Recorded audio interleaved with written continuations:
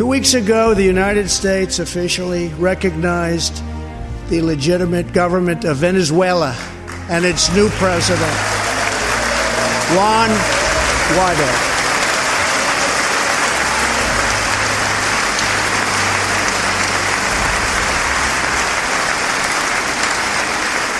We stand with the Venezuelan people in their noble quest for freedom, and we condemn the brutality of the Maduro regime, whose socialist policies have turned that nation from being the wealthiest in South America into a state of abject poverty and despair.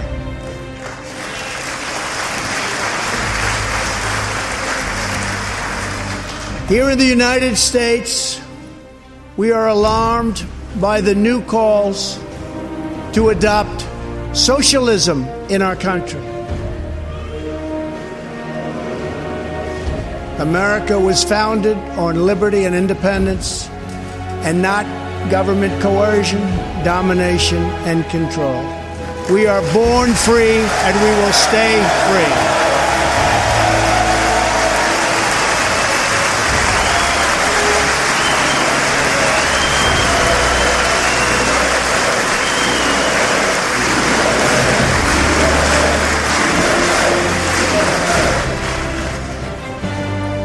Tonight, we renew our resolve that America will never be a socialist country.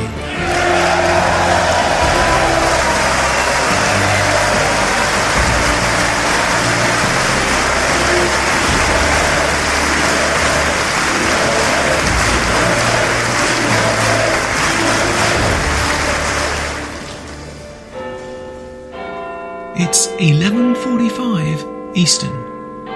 It's time for A Radio's Morning Moment. You're listening to A Radio.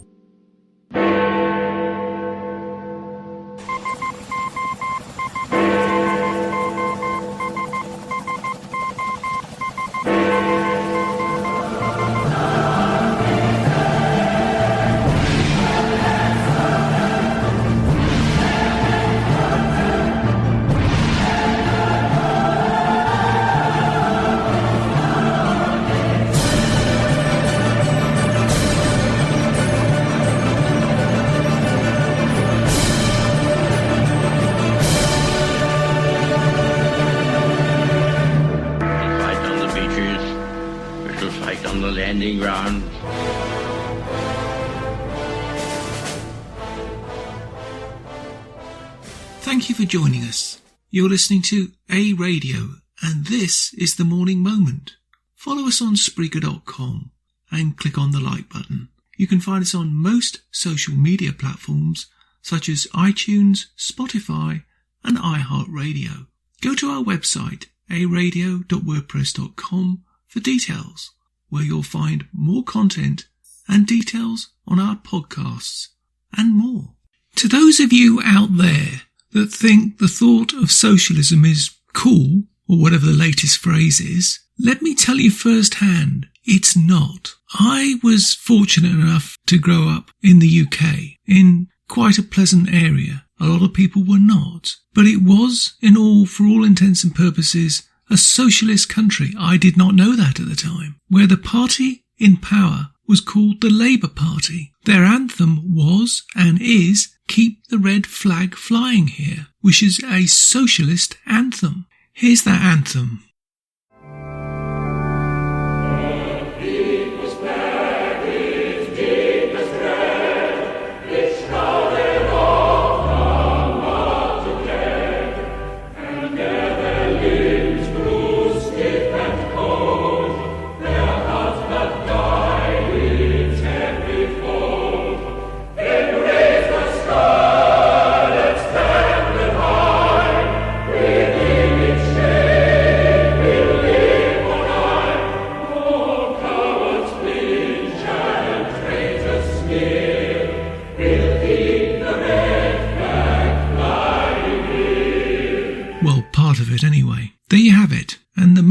recent leader can be seen with a red flag of socialism with a hammer and sickle on it, which is the international symbol for communism. Also, at the bottom of the flag are the initials CP-UK, which one must assume stand for Communist Party of the United Kingdom, UK.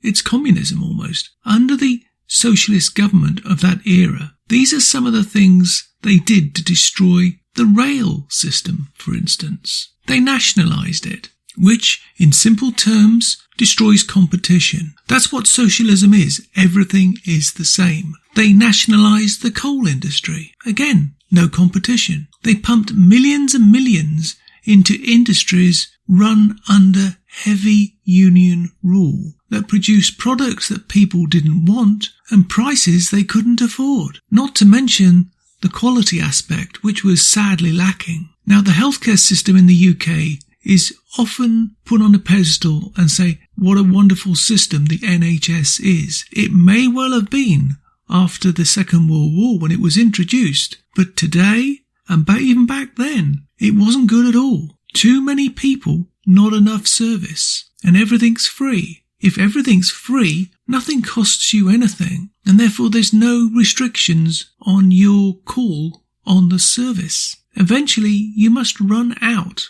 of facilities if people don't have to control their need. Today, there are waiting lists to go on waiting lists. I kid you not, because of the years of socialist control. Now, unlike Canada that actually bans private healthcare, Britain does have private healthcare, but even so, they cannot cope. They cannot cope. That's based on another subject called multiculturalism, which maybe I'll go into another time. The telecommunications industry, for instance, was at that time pre-internet and pre-digital, and the government controlled and ran that. It hadn't changed since the 40s, as there was little or no investment, and little or no need to invest. So things just carried on. It was subsidised by the government, and therefore no incentive to modernise. The upshot of socialism is spend, spend, spend. As Margaret Thatcher always said, socialists are never tired of spending other people's money. The upshot of that is that the currency was devalued, not just once, but many times. The unions ran the government, not the other way round. Innovation, in fact, was frowned upon. There was no choice in entertainment. When I grew up, there were only 2 TV channels, and the second one did not come along really until the early 60s. Yes, it was commercial, not government controlled, but it was tightly regulated, as are all matters in the UK, even today. All radio was government owned and operated. Many of you may have heard of the BBC. That's all there was. That's what socialism is. No, I experienced years of union unrest, demanding wages we couldn't afford to pay and demands that the country could ill afford. Oh, I haven't mentioned the armed forces. All socialist governments, they look for ways of getting more money, and their target is always the armed forces. Socialists always decimate the armed forces. Now please bear in mind, all the time the UK and Europe depended upon the USA for its only defence against a massive might of the Soviet Union, which threatened us every day, including the fact that communists operated with impunity inside of the UK and worked openly with the socialist government. No, don't tell me about socialism. I've lived it. You obviously haven't. You've been fed propaganda in your education establishments. Try living it. But remember, if you do turn to socialism, there will be no USA to bail you out. No Uncle Sam to come to your rescue. No America to free to escape from tyranny. That's it for keeps. So think about the next time you want to embrace socialism. What if it doesn't work? What will you do next? Because once these people have the reins of power, they're not going to give it up. Oh, cowards flinch and traitors sneer. We'll keep the red flag flying here. You can find more at aradio.wordpress.com, where where you can find links to us on Twitter, Facebook, Instagram, iTunes, iHeartRadio, Gab, Parler, Spotify, and email. We are continuing to reach out to you, so please pass these links on to your friends. Please click on the follow button on Spreaker.com. You can listen to all our morning moments at Spreaker.com/A-Radio. That's EHRADIO, a radio. And please click on the like button. Join us Monday, Wednesday and Friday, 11:45 Eastern, for our morning moment or tweak. And tell your friends, pass the word. We only tell the truth, not what the Canadian mainstream media want you to know. This time, more than any in history, we all need to trust but verify.